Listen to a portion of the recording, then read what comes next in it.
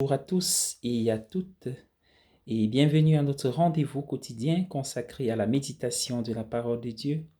En ce 30 octobre 2021, vous faites bien de vous connecter. C'est parti pour la halte spirituelle pour la journée en ce week-end. Nous sommes en Luc au chapitre 14, verset 1er, verset 7 à 11. Installez-vous bien. Dans la culture de Jésus, la recherche et l'obtention d'honneur avait tendance à être une priorité pour certaines personnes. Être honoré publiquement signifiait tout, alors que le pire sort imaginable était d'être honteux publiquement.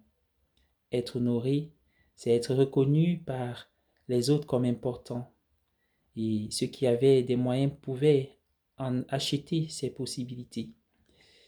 Bien-aimé, dans les évangiles, Jésus est souvent décrit comme cherchant à rompre avec cette culture de l'honneur. Dans l'évangile de ce jour, il raconte une parabole qui s'adresse à ses invités dont il remarque qu'ils font des pieds et des mains pour prendre les places d'honneur au repas auquel Jésus a été invité. La place la plus honorable aurait été à la droite de l'hôte fortuné. Le message de Jésus dans cette parabole est que le seul honneur qui vaille est celui que nous recevons de Dieu. Et les critères de Dieu pour honorer les gens sont très différents de ceux de la culture. Jésus déclare que c'est celui qui s'humilie devant les gens à cause de Dieu, honore Dieu. Saint Paul dit de Jésus qu'il s'est vidé de lui-même, prenant la condition de serviteur. Il s'est humilié, il s'est fait obéissant jusqu'à la mort et même la mort sur une croix, la plus honteuse des morts, et que par conséquent, Dieu l'a ensuite exalté, honoré, lui donnant un nom qui est au-dessus de tous les noms, le Seigneur. Tous ceux qui suivent la voie de Jésus, celle du dépouillement, de l'humilité et du service des autres, seront honorés par Dieu.